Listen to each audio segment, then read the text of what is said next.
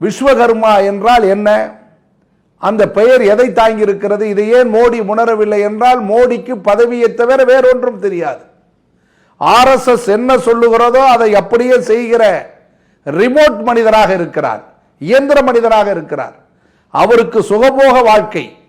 ஆகையால் தான் ஒரு பேராபத்தை விஸ்வகர்மா என்கிற திட்டத்தை கொண்டு வந்திருக்கிறார்கள். அதை எப்படியாவது இம்ப்ளிமெண்ட் பண்ண வேண்டும், கொண்டு போய் 36 மாநிலங்களிலும் சேர்க்க வேண்டும். 150 கோடி மக்களிடத்திலும் இந்த விஷத்தை, நச்சை விதைக்க வேண்டும். அப்படி விதைப்பதனுடைய விளைவாக ஒன்றை சொல்லுகிறேன், நக்கீரன் மூலமாக தெரிந்து கொள்ளுங்கள். மலம் கழிக்கிற சங்கராச்சாரி வாரலையில் கழிப்பார். இது பிரம்மாவனுடைய படைப்பு. அதை சூத்திரன் என்று சொல்பவன் தலையில் சுமக்க வேண்டும். அந்த நிலையை மாற்றியவர் அண்ணல் அம்பேத்கர், தந்தை பெரியார். அதை தான் இன்றைக்கு மீண்டும் கொண்டு வருகிறார்கள்.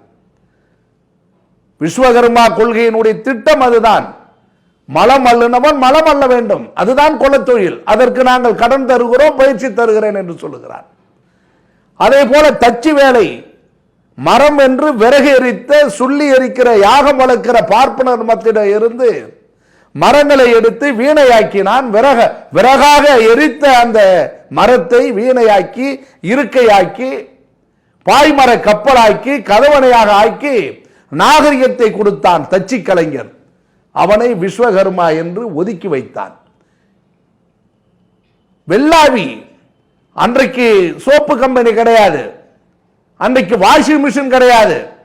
அன்றைக்கு மணலில் இருக்கிற மணலை எடுத்து இந்த மண் உலர்மண் என்று சொல்லி உணர்த்தி அதை வெளுத்து வெள்ளாவி வைத்து துணியை அரசர்கள் காலத்திலே, ஆங்கில காலத்திலே கொடுத்தான். அவனை டோபி என்று சொல்லி சலவை கலைஞனை ஒதுக்கி வைத்தான் சாதியின் பெயரால். குதிரை ஏறி போய் மருத்துவம் செய்த மருத்துவனை, பரி என்றால் குதிரை, குதிரை ஏறி போய் மருத்துவம் செய்து இறந்து விட்டானா என்று பார்த்துவிட்டு உயிர் பிழைப்பான் என்றால் அருகம்பில்லும் பால் சாரும் கொடுத்து விட்டு உயிர் காப்பாற்றுவது. இறந்து விட்டான் என்று தெரிந்து விட்டால் வாய்க்கட்டு கை கட்டி விட்டு குதிரையில் வந்து விடுவான். பரி என்கிற குதிரை ஏறி அவனை கடைசியில் முடி திருத்தி பரியேறின்னு சொல்லி அவனை ஒதுக்கி வச்சுட்டான்.